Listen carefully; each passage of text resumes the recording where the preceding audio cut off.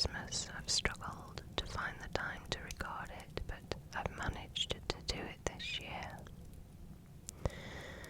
So I'm going to just be doing Stave 1 today.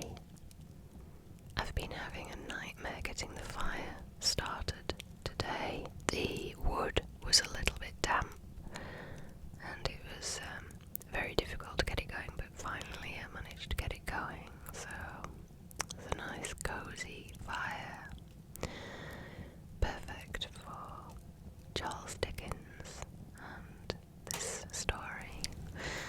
So I've got the Wordsworth Classics edition of A Christmas Carol. Wordsworth have been very kind in giving me permission to use their book in my videos, which is really lovely of them. So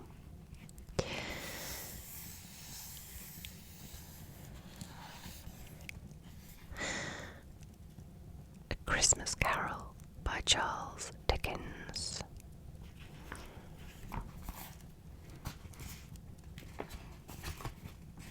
got the list of characters here. I won't go through them all.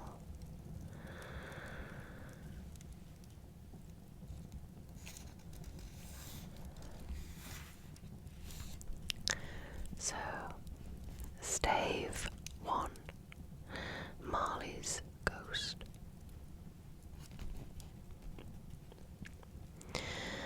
Marley was dead to begin with.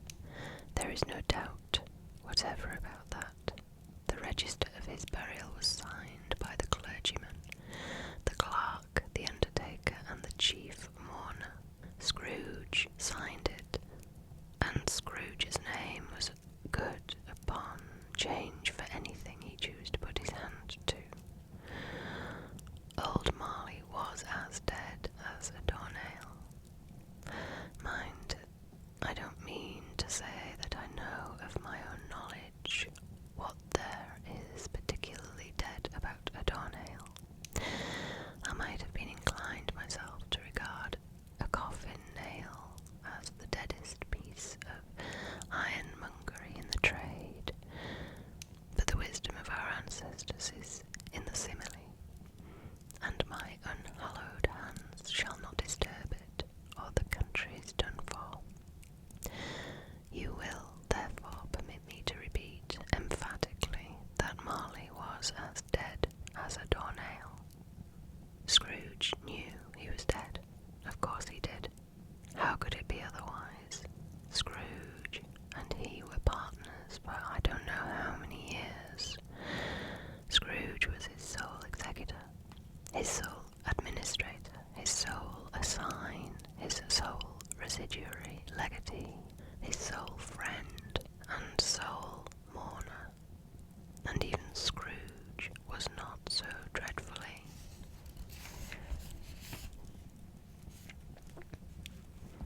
cut up by the sad event, but that he was an excellent man of business on the very day of the funeral, and solemnized it with an undoubted bargain. The mention of Marley's funeral brings me back to the point I started from. There is no doubt that Marley was dead. This must be distinctly understood, or nothing wonderful can come of the story I am going to relate. If we were not perfectly convinced that Hamlet's father died before the play began, there would be nothing more remarkable in his taking a stroll at night in an easterly wind upon his own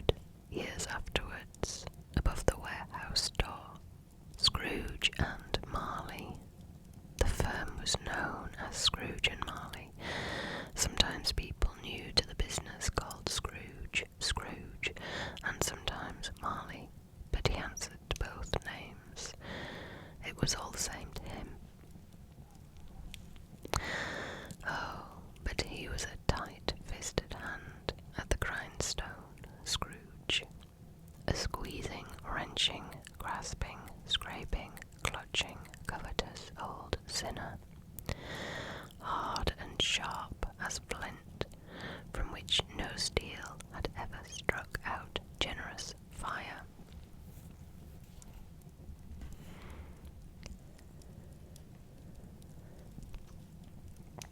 Secret and self-contained and solitary as an oyster, the cold within him froze his old features, nipped his pointed nose, shriveled his cheek, stiffened his gait, made his eyes red, his thin lips blue, and spoke out shrewdly in his grating voice. A frosty rime was on his head and on his eyebrows, and his wiry chin. He carried his own temperature always about with him. He iced his office in the dog days and didn't thaw it 1 degree at Christmas.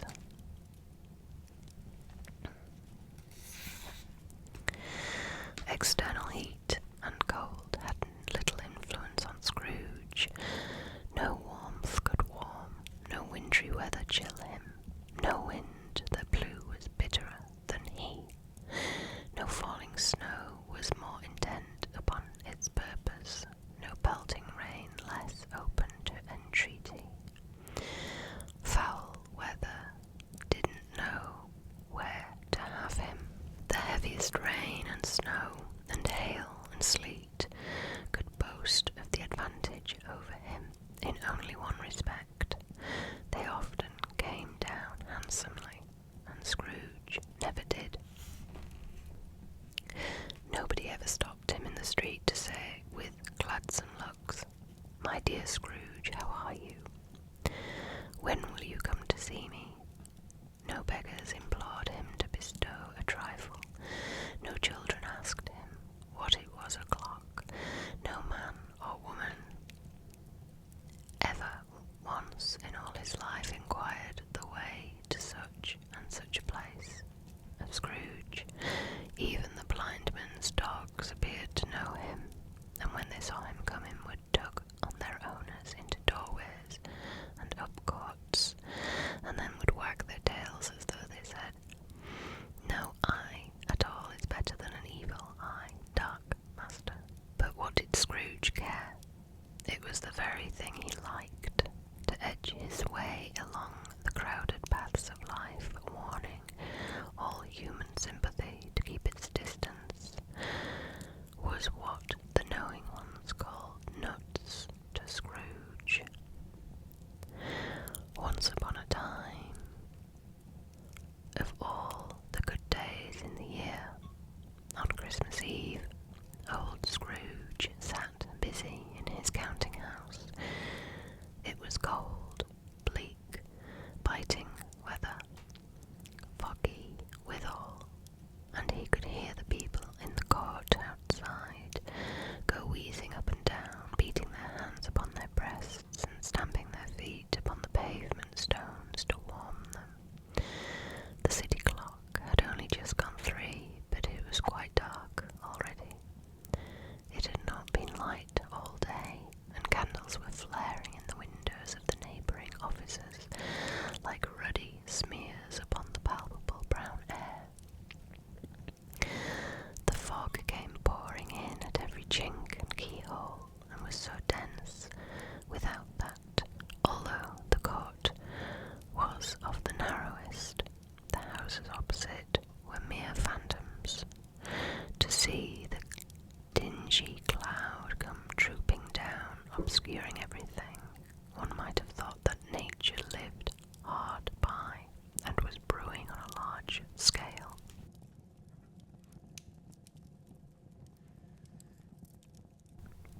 The door of Scrooge's counting house was open, that he might keep an eye on his clerk, who, in a dismal little cell beyond, a sort of tank, was copying letters. Scrooge had a very small fire, but the clerk's fire was so very much smaller that it looked like one coal. But he couldn't replenish it, for Scrooge kept the coal box in his own room, and surely. As the clerk came in with the shovel, the master predicted that it would be necessary for them to part. Wherefore the clerk put on his white comforter and tried to warm himself at the candle, in which effort, not being a man of strong imagination, he failed.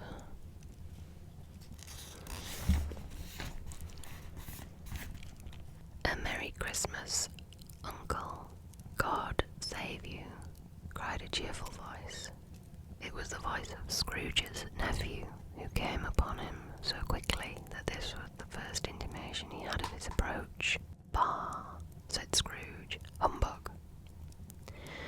He had so heated himself with rapid walking in the fog and frost, his nephew of Scrooge's, that he was all in a glow. His face was ruddy and handsome, his eyes sparkled, and his breath smoked again. Christmas, a humbug, uncle, said Scrooge's nephew. You don't mean that, I'm sure. I do, said Scrooge. Merry Christmas. What right have you to be merry? What reason have you to be merry? You're poor enough. Come then, returned the nephew gaily. What right have you to be dismal? What reason have you to be morose? You're rich enough. Scrooge, having no better answer, ready on the spur of the moment, said bah again, and followed it up with humbug. Don't be cross, uncle, said the nephew.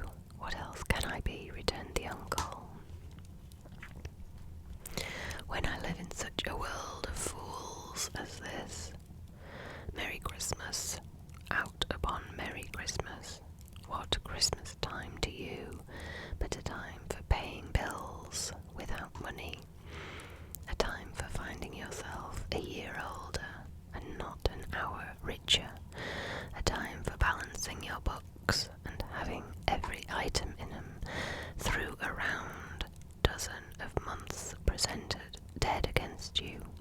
If I could work my will, said Scrooge indignantly, every idiot who goes about with Merry Christmas on his lips should be boiled with his own pudding and buried with a stake of holly through his heart. He should. Uncle, pleaded the nephew. Nephew, returned the uncle sternly, keep Christmas in your own way and let me keep it in mine. Keep it, repeated Scrooge's nephew, but you don't keep it. Let me alone, then, said Scrooge. Much good may it do you. Much good it has ever done you. There are many things from which I might have derived good, by which I have not profited, I dare say, returned the nephew. Christmas among the rest, but I am sure I have always thought of Christmas time when it has come round, apart from the veneration due to its sacred name and origin. If anything belonging to it can be apart from that, as a good time, a kind, forgiving, charitable, pleasant time, the only time I know of in the long calendar of the year when men and women seem by one consent to open their shut-up hearts freely, and to think of people below them as if they really were fellow passengers to the grave,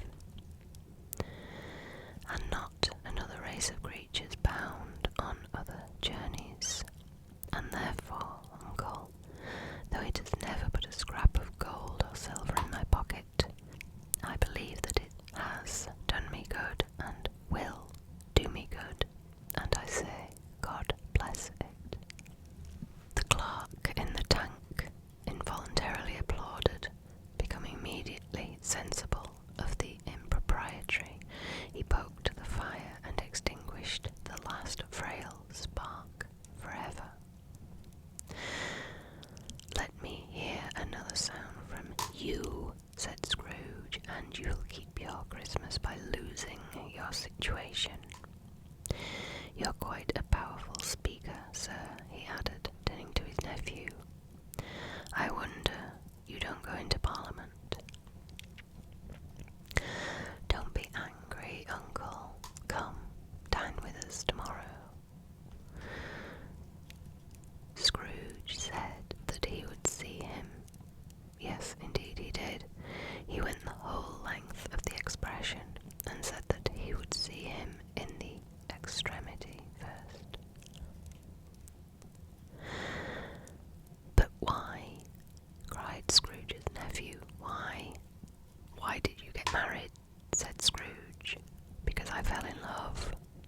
because you fell in love, growled Scrooge, as if that were the only thing in the world more ridiculous than a Merry Christmas.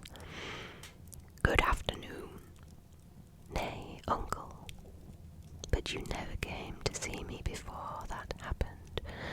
Why give it as a reason for not coming now? Good afternoon, said Scrooge. I want nothing from you. I ask nothing of you. Why cannot we be friends? Good afternoon, said Scrooge. I am sorry with all my heart to find you so resolute. We have never had any quarrel to which I have been a party, but I have made the trial in homage to Christmas, and I'll keep my Christmas humour to the last. So, a Merry Christmas, Uncle. Good afternoon, said Scrooge, and a Happy New Year. Good afternoon, said Scrooge. His nephew left the room without an angry word.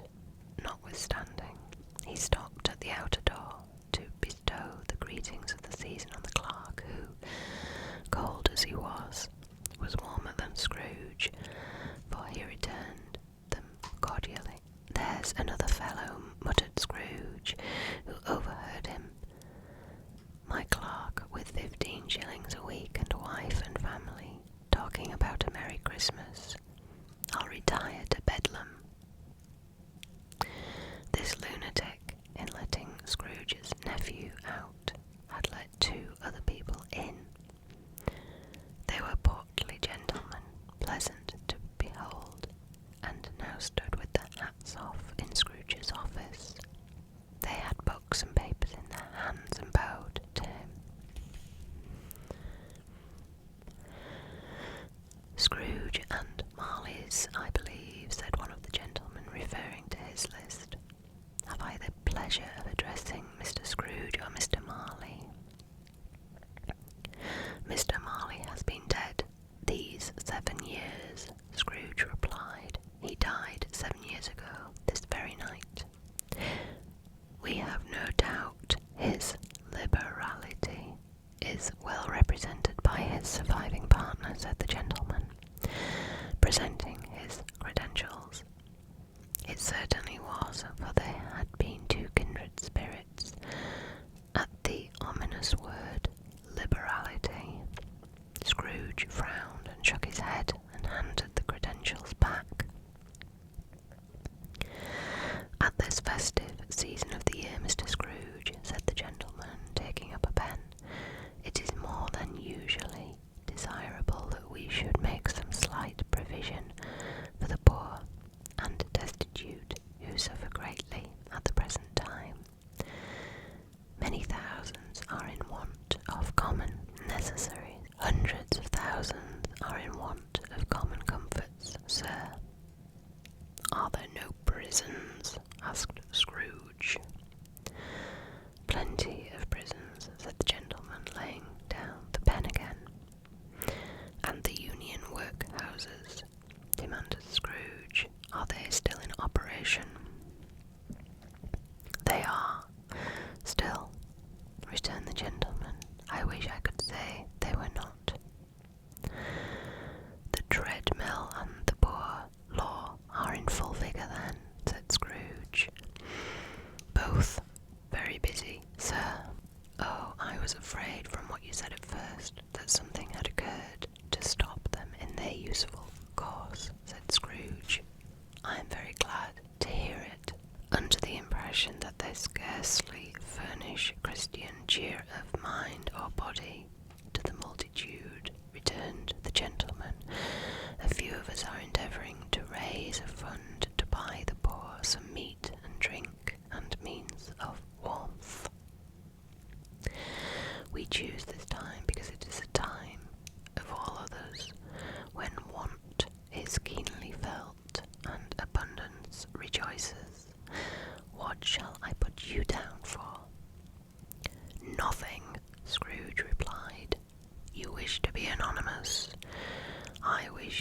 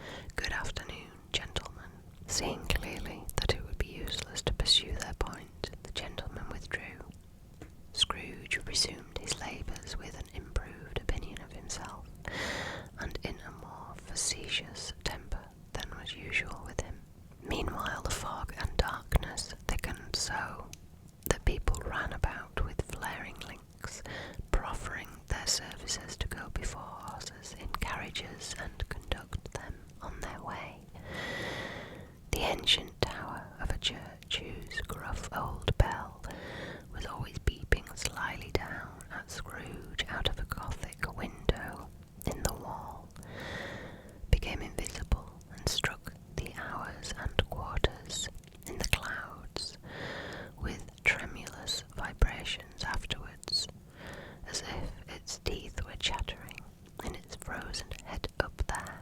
The cold became intense. In the main street, at the corner of the court, some labourers were repairing the gas pipes, and had lighted a great fire in a brazier, round which a party of ragged men and boys were gathered, warming their hands and winking their eyes before the blaze in a rapture. The water plug being left in solitude, its overflowings suddenly congealed and turned into a misanthropic ice. The brightness of the shops, where holly sprigs and berries crackled in the lamp heat of the windows, made pale faces ruddy as they passed. Poulterers and grocers' trades became a splendid joke, a glorious pageant, with which it was next to impossible to believe that such dull principles as bargain and sale had anything to do.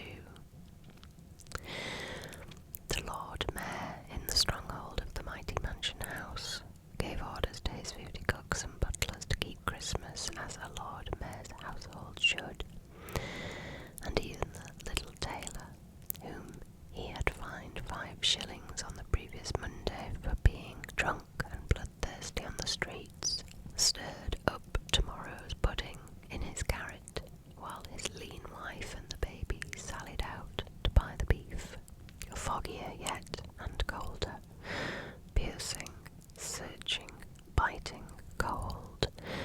If the good St. Dunstan had but nipped the evil spirit's nose with a touch of such weather as that, instead of using his familiar weapons, then indeed he would have roared to lusty purpose.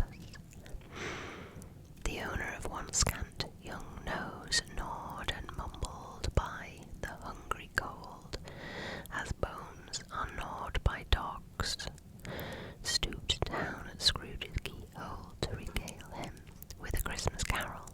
But at the first sound of "God bless you, merry gentlemen, may nothing you dismay," Scrooge seized the ruler with such energy of action that the singer fled in terror, leaving the keyhole to the fog and even more congenial frost. At length, the hour of shutting up the counting-house arrived. With an ill will, Scrooge dismounted from his stool and tacitly admitted the fact to the expectant clerk in the tank, who instantly snuffed his candle out and put on his hat. "You'll want all day tomorrow, I suppose," said Scrooge. "If quite convenient, sir." "It's not convenient," said Scrooge, "and it's not fair. If I was to stop half a crown for it, you'd think yourself ill-used, I'll be bound." The clerk smiled faintly. "And yet," said Scrooge, "you don't think me ill-used when I pay a day's wages for no work." The clerk observed that it was only once a year. A poor excuse for picking a man's pocket every 25th of December, said Scrooge, buttoning his greatcoat to the chin. "But I suppose you must have the whole day. Be here all the earlier next morning." The clerk promised that he would, and Scrooge walked out with a growl. The office was closed in a twinkling, and the clerk, with the long ends of his white comforter dangling below his waist, for he boasted no greatcoat, went down a slide on Cornhill at the end of a lane of boys 20 times in honour of its being Christmas Eve,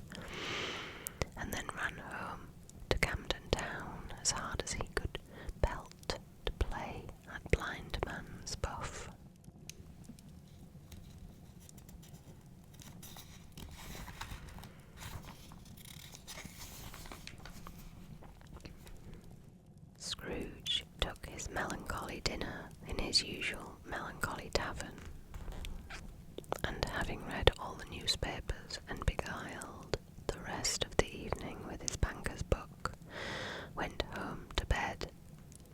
He lived in chambers which had once belonged to his deceased partner. They were a gloomy suite of rooms in a lowering pile of building up a yard where it had so little business to be that one could scarcely help fancying it must have run there when it was a young house, playing at hide and seek with other houses, and have forgotten the way out again. It was old enough now, and dreary enough, for nobody lived in it but Scrooge, the other rooms being all let out as offices. The yard was so dark that even Scrooge, who knew its every stone, was fain to grope with his hands. The fog and frost so hung about the black old gateway of the house that it seemed as if the genius of the weather sat in mournful meditation on the threshold. Now it is a fact that there was nothing at all particular about the knocker on the door, except that it was very large. It is also a fact that Scrooge had seen it night and morning during his whole residence in that place. Also that Scrooge had as little of what is called fancy about him as any man in the city of London, even including, which is a bold word, the corporation, alderman and livery. Let it also be borne in mind that Scrooge had not bestowed one thought on Marley since his last mention of his 7 years dead partner that afternoon. And then let any man explain to me, if he can, how it happened that Scrooge, having his key in the lock of the door, saw in the knocker, without its undergoing any intermediate process of change, not a knocker, but Marley's face. Marley's face. It was not an impenetrable shadow, as the other objects in the yard there, but had a dismal light about it, like a bad lobster in a dark cellar. It was not angry or ferocious, but looked at Scrooge as Marley used to look, with ghostly spectacles turned up on its ghostly forehead. The hair was curiously stirred as if by breath or hot air, and though the eyes were wide open, they were perfectly motionless. That, and its livid colour, made it horrible, but its horror seemed to be in spite of the face, and beyond its control, rather than a part of its own expression. As Scrooge looked fixedly at this phenomenon, it was a knocker again. To say that he was not startled, or that his blood was not conscious of a terrible sensation to which it had been a stranger from infancy, would be untrue. But he put his hand upon the key he had relinquished, turned it sturdily, walked in, and lighted his candle. He did pause with a moment's irresolution before he shut the door, and he did look cautiously behind it first, as if he half expected to be terrified with the sight of Marley's pigtail sticking out into the hall.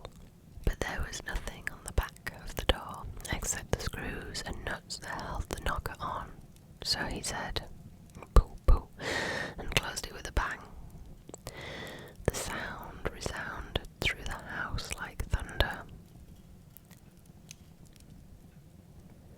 Every room above and every cask in the wine merchant's cellars below appeared to have a separate peal of echoes of its own. Scrooge was not a man to be frightened by echoes. He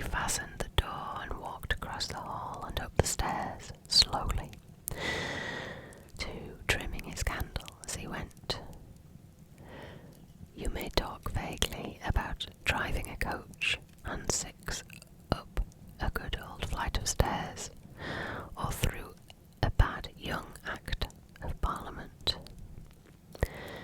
But I mean to say, you might have got a hearse up that staircase and taken it broadwise, with the splinter bar towards the wall, and the door towards the balustrades, and done it easy. There was plenty of width for that, and room to spare, which is perhaps the reason why Scrooge thought he saw a locomotive hearse going on before him in the gloom. Half a dozen gas lamps out of the street wouldn't have lighted the entry too well, so you may suppose that it was pretty dark with Scrooge's dip. Up Scrooge went, not caring a button for that. Darkness is cheap, and Scrooge liked it. But before he shut his heavy door, he walked through his rooms to see that all was right. He had just enough recollection of the face to desire to do that.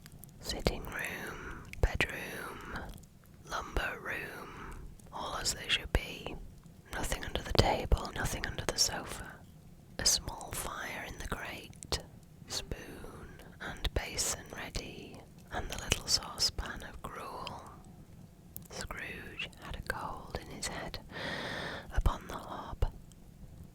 Nobody under the bed, nobody in the closet, nobody in his dressing gown.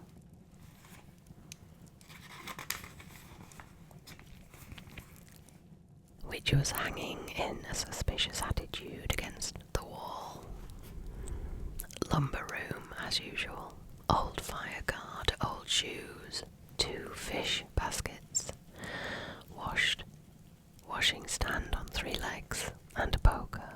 Quite satisfied, he closed his door and locked himself in. Double locked himself in, which was not his custom. Thus secured against surprise, he took off his cravat, put on his dressing gown and slippers and his nightcap, and sat down before the fire to take his gruel. It was a very low fire indeed, nothing on such a bitter night. He was obliged to sit close to it and brood over it before he could extract the least sensation of warmth from such a handful of fuel. The fireplace was an old one, built by some Dutch merchant long ago and paved all round with quaint Dutch tiles, designed to illustrate the scriptures. There were Cains and Abels, Pharaoh's daughters, queens of Sheba, angelic messengers, descending through the air on clouds like feather beds. Abrahams, Belshazzars, apostles, putting off to sea in butter boats, hundreds of figures to attract his thoughts, and yet that face of Marley, 7 years dead, came like the ancient prophets, rod and swallowed up the whole. If each smooth tile had been a blank at first, with power to shape some picture on its surface from the disjointed fragments of his thoughts, there would have been a copy of old Marley's head on each one. Humbug, said Scrooge, and walked across the room. After several turns, he sat down again.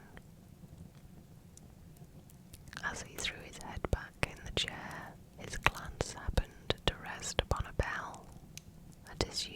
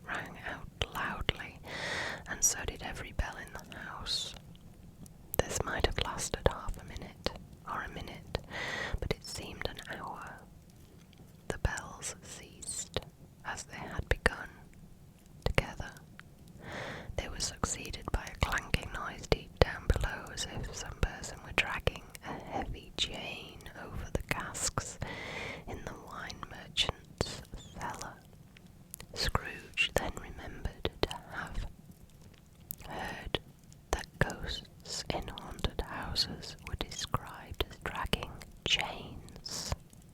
The cellar door flew open with a booming sound, and then he heard the noise much louder on the floors below. Then, coming up the stairs, then coming straight towards his door. "It's humbug still," said Scrooge. "I won't believe it."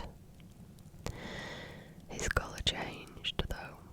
Without a pause it came on through the heavy door and passed into the room before his very eyes. Upon its coming in, the dying flame leapt up as though it cried, "I know him, Marley's ghost," and fell again, the same time, the very same Marley in his pigtail, usual waistcoat, tights and boots, the tassels on the latter bristling like his pigtail and his coat skirts, and the hair upon his head. The chain he drew was clasped about his middle. It was long and wound about him like a tail, and it was made, for Scrooge observed it closely, of cash boxes, keys, padlocks, ledgers, deeds, and heavy purses wrought in steel. His body was transparent, so that Scrooge, observing him and looking through his waistcoat, could see the 2 buttons on his coat behind. Scrooge had often heard it said that Marley had no bowels, but he had never believed it until now. No, nor did he believe it even now, though he looked the phantom through and through and saw it standing before him, though he felt the chilling influence of its death-cold eyes and marked the very texture of the folded kerchief bound about its head and chin, which wrapper he had not observed before. He was still incredulous and fought against his senses. "How now?" said Scrooge, caustic and cold as ever. "What do you want with me?" "Much." Marley's voice, no doubt about it. "Who are you?" "Ask me who I was." "Who were you then?" said Scrooge, raising his voice. "You're particular for a shade," he was going to say, "to a shade," but substituted this as more appropriate. "In life, I was your partner, Jacob Marley." Can you sit down?" asked Scrooge, looking doubtfully at him. "I can." "Do it then."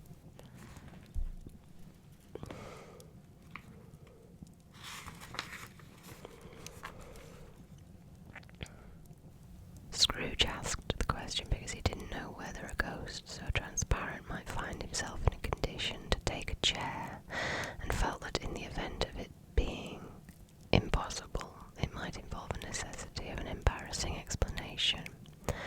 But the ghost sat down on the opposite side of the fireplace as if he were quite used to it. "You don't believe in me," observed the ghost. "I don't," said Scrooge. "What evidence would you have of my reality beyond that of your own senses?" "I don't know," said Scrooge. "Why do you doubt your senses?" "Because," said Scrooge, "a little thing affects them. A slight disorder of the stomach makes them cheats. You may be an undigested bit of beef, a blot of mustard, a crumb of cheese, a fragment of an underdone potato. There's more of gravy than of grave about you, whatever you are."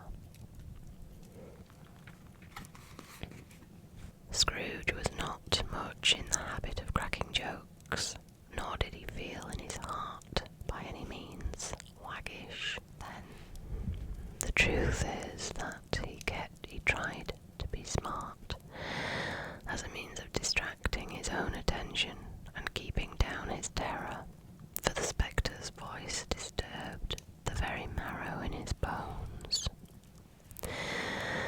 To sit staring at those fixed, glazed eyes in silence for a moment would play, Scrooge felt, the very deuce with him.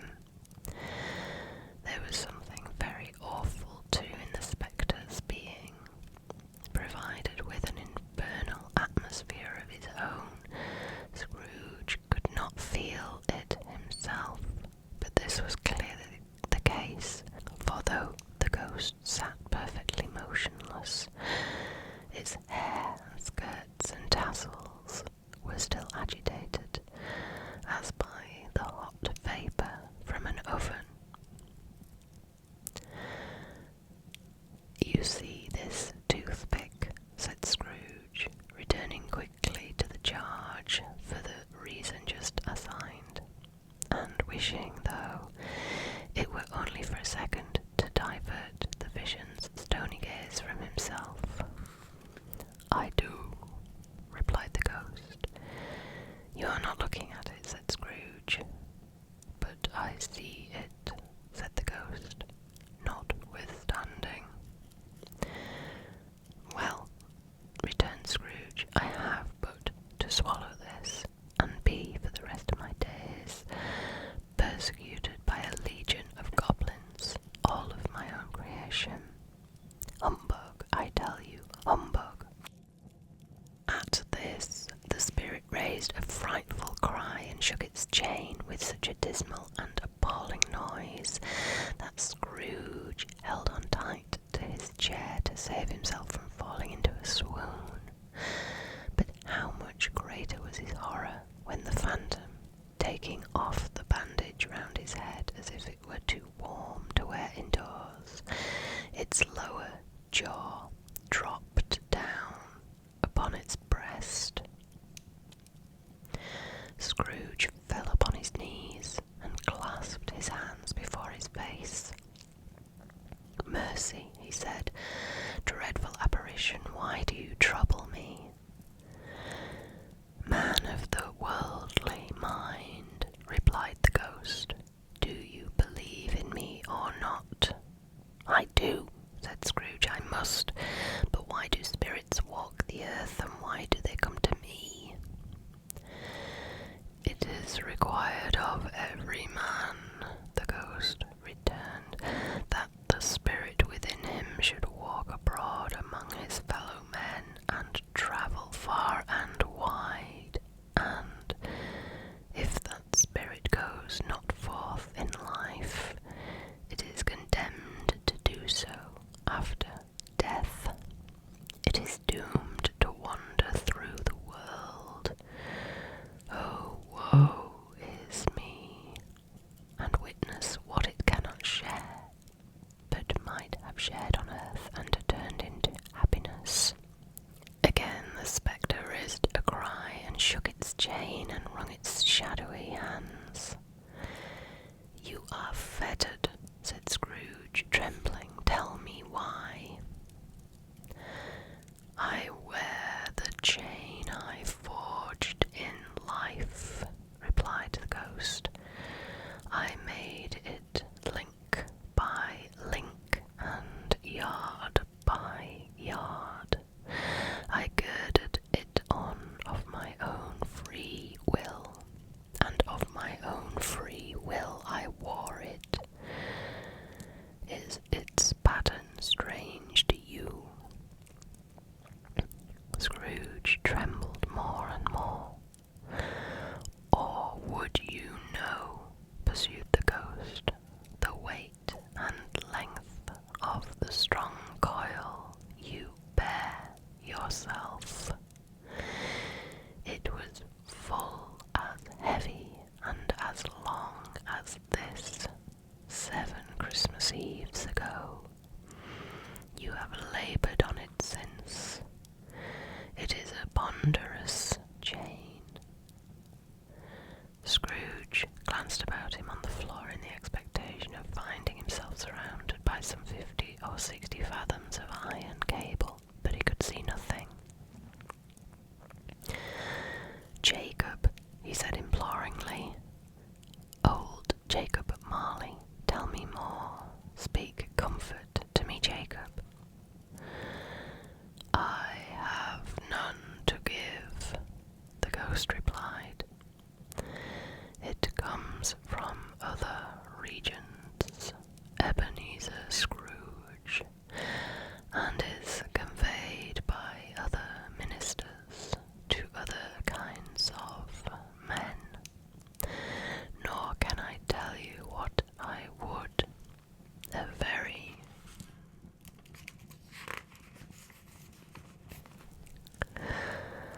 little more is all permitted to me.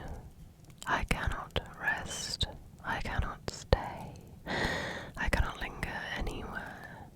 My spirit never walked beyond our counting house.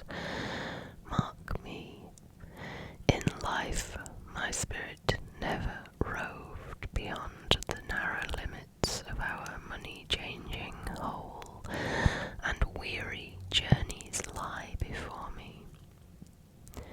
It was a habit with Scrooge, whenever he became thoughtful, to put his hands in his breeches pockets. Pondering on what the ghost had said, he did so now, but without lifting up his eyes or getting off his knees.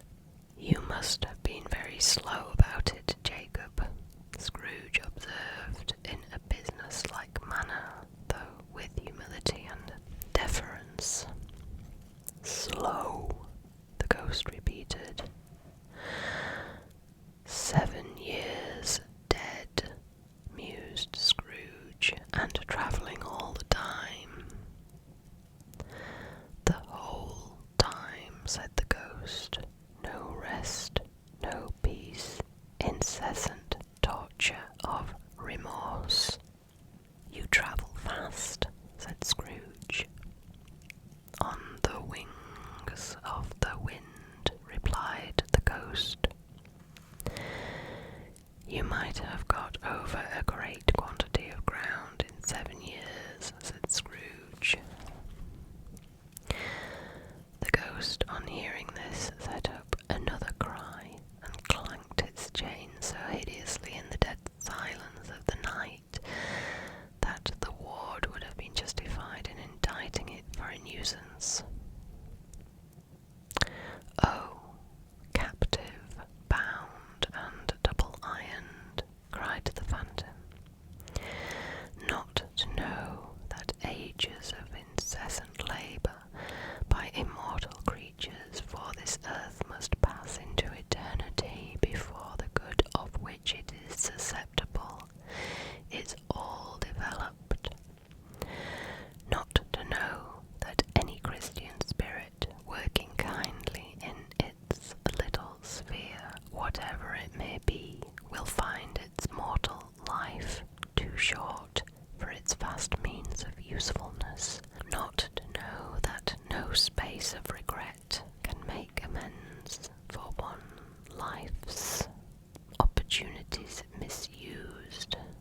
Yet such was I. Oh, such was I." "But you were always a good man of business, Jacob," faltered Scrooge, who now began to apply this to himself. "Business," cried the ghost, wringing its hands again. "Mankind was my business. The common welfare was my business. Charity, mercy, forbearance, and benevolence were all my business. The dealings of my trade were but a drop of water in the comprehensive ocean of my business. It held up its chain at arm's length as if that were the cause of all its unavailing grief, and flung it heavily upon the ground again. At this time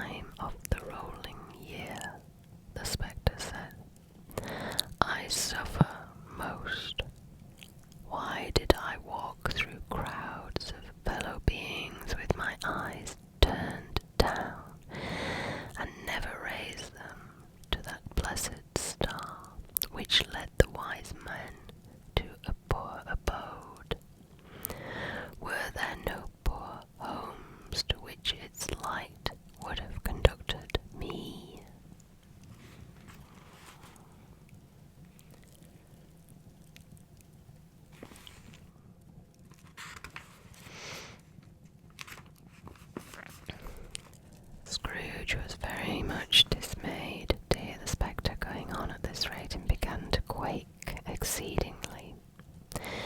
"Hear me," cried the ghost. "My time is nearly gone." "I will," said Scrooge, "but don't be hard upon me. Don't be flowery, Jacob. Pray." "How is it that I appear before you in a shape that you can see? I may not tell. I have sat invisible beside you many and many a day." It was not an agreeable idea. Scrooge shivered and wiped the perspiration from his brow. "That is no light part of my penance," pursued the ghost. "I am here tonight to warn you that you have yet a chance and hope of escaping my fate. A chance and hope of my procuring Ebenezer. You were always a good friend to me," said Scrooge. "Thank ye. You will be haunted," resumed the ghost, "by 3 spirits." Scrooge's countenance fell almost as low as the ghost's had done. "Is that the chance and hope you mentioned, Jacob?" he demanded in a faltering voice. "It is." I think I'd rather not," said Scrooge.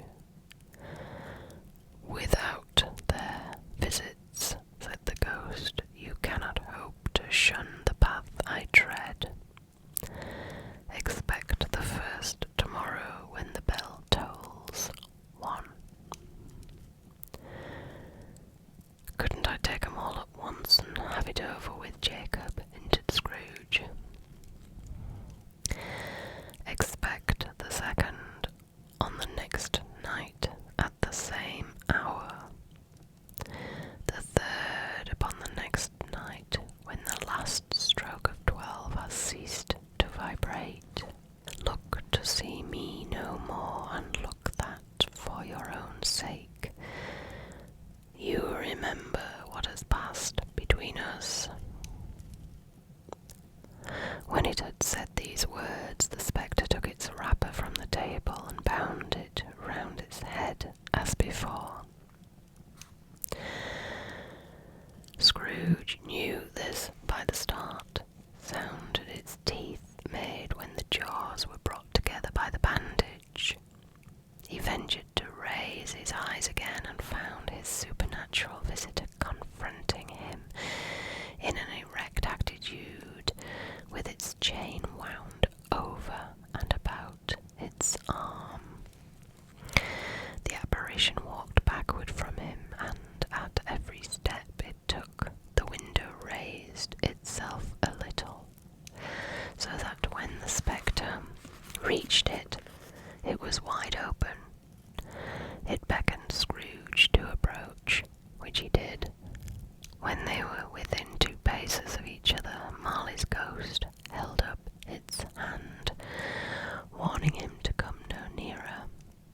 Scrooge stopped, not so much in obedience as in surprise and fear, for on the raising of the hand he became sensible of confused noises in the air, incoherent sounds of lamentation and regret, wailings inexpressibly sorrowful and self-accusatory.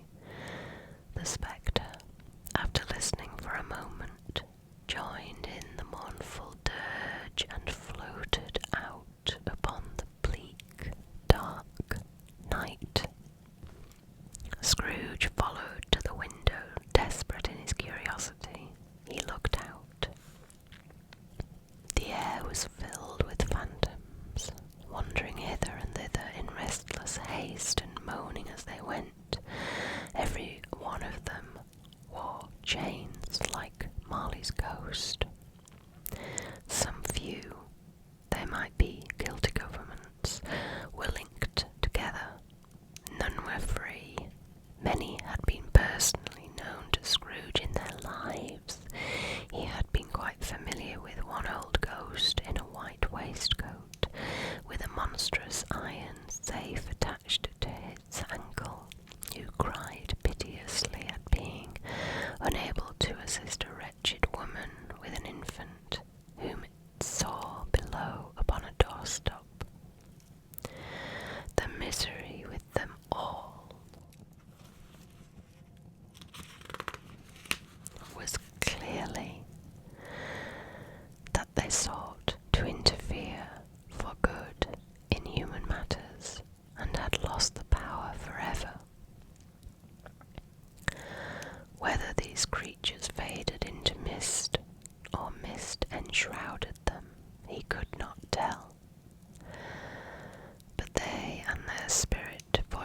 faded together, and the night became as it had been when he walked home. Scrooge closed the window and examined the door by which the ghost had entered. It was double locked, as he had locked it with his own hands, and the bolts were undisturbed. He tried to say "humbug," but stopped at the first syllable, and being, from the emotions he had undergone, or the fatigues of the day, or his glimpse of the invisible world, or the dull conversation of the ghost, or the lateness of the hour, much in need of repose, went straight to bed without undressing, and fell asleep upon the instant. So that's the end of Stave 1.